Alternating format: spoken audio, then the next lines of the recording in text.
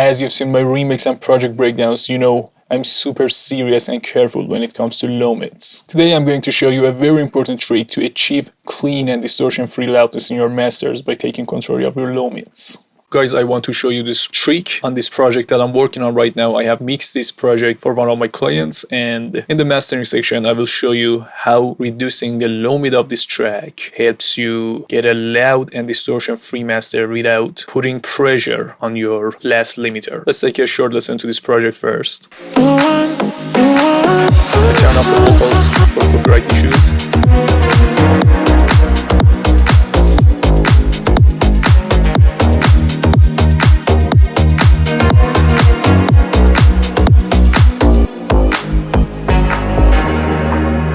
Okay guys, let's take a look at the limiter right now and see how much reduction we have right here.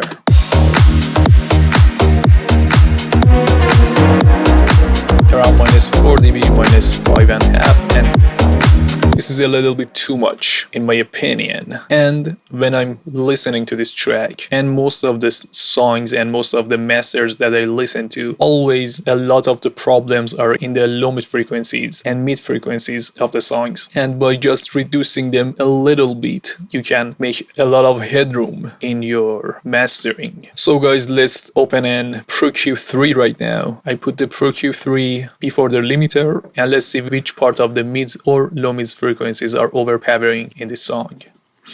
I put my EQ a little bit wider, for example right here, because I want it to sound natural, and let's see what's going on.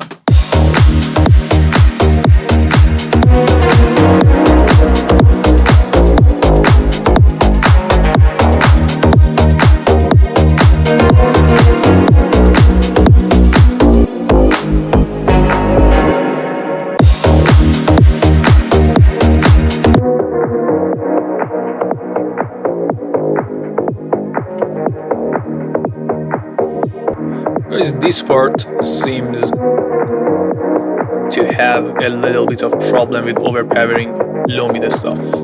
Yeah.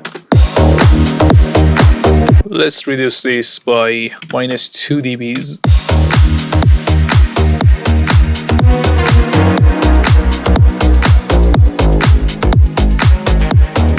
Yes, in my ears, this part, when it is reduced with this white cue right here, is making the whole song much cleaner and less muddy in my opinion.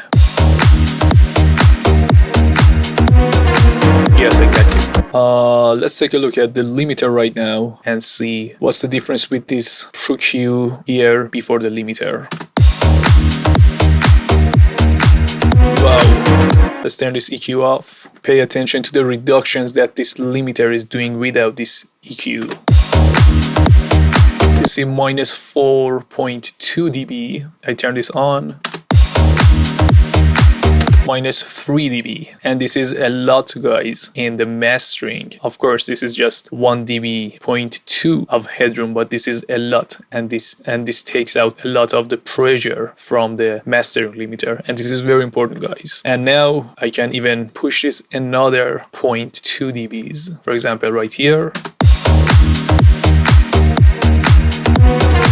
Yes, this is perfect right here. And guys, another important thing that I wanted to mention is that this is a digital EQ, and I recommend you sometimes play with analog EQs. There is one specific analog EQ that I really love from Wave's company, and the name of this EQ is Puig Tech MEQ5, and this is amazing guys. This EQ has an option, it is called the dip right here, and this is exactly designed for the low mid thing that I'm doing right now. But you can do this with this EQ. Here you can select the frequency that you want to make a dip, and you say how much reduction you want to do with that. For example, for 2 dB of reduction that we had with Pro Q3, we can do this right here, and in Pro Q3 we are around 500, this is for 470. There is not much a difference. This EQ sounds more natural to my ears most of the times, so I put this on 500. Let's take a lot of the low mids right here and see what kind of sound this EQ has.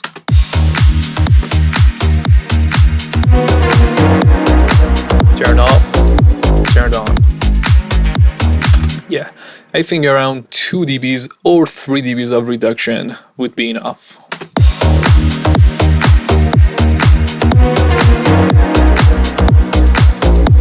reduction.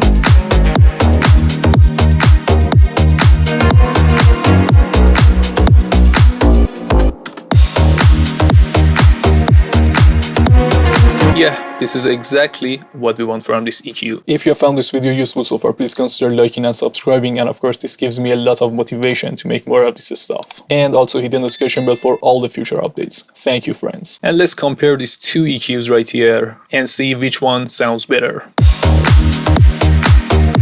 Quick take EQ.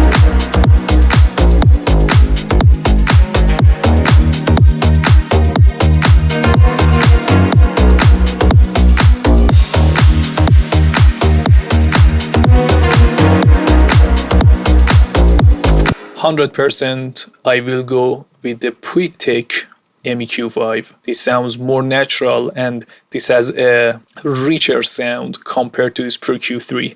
And this is, guys, a very subtle difference. If you don't have this Quick Take EQ from Wave's audio company, just with an EQ, even Ableton's stock EQ or Pro Q3, you can do this trick and it works perfect. It is just a matter of taste for right now, which I'm using this Quick Take EQ.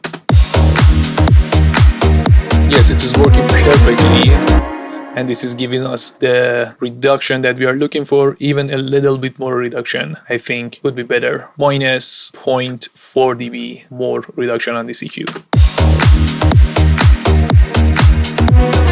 This is working perfect. This is off. This is on.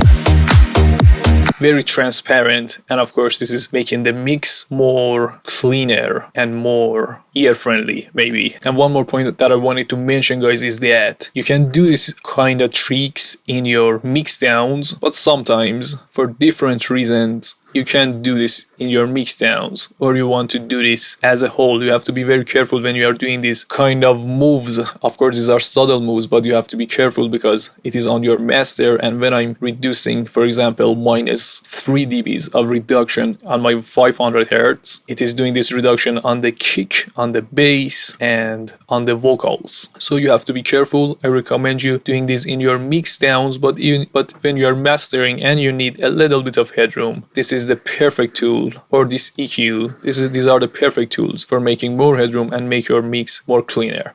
And guys, I remember I was watching one of Jonas Aiden tutorials. I think it was for his mastering tutorial, and I just remember that he was telling exactly the same thing, that around 500 he would reduce the frequencies a little bit in his masters, but in that tutorial I remember he had boosted the 500 in that case, but he said most of the time he reduces these frequencies. These frequencies tend to make your mixes very muddy. You have to be very careful with them, but these two tools solve the problem perfectly. Thanks for watching, friends. If you have any questions about the tips that we talked about today, just ask me in the comments, and as always, I love you so much. Bye.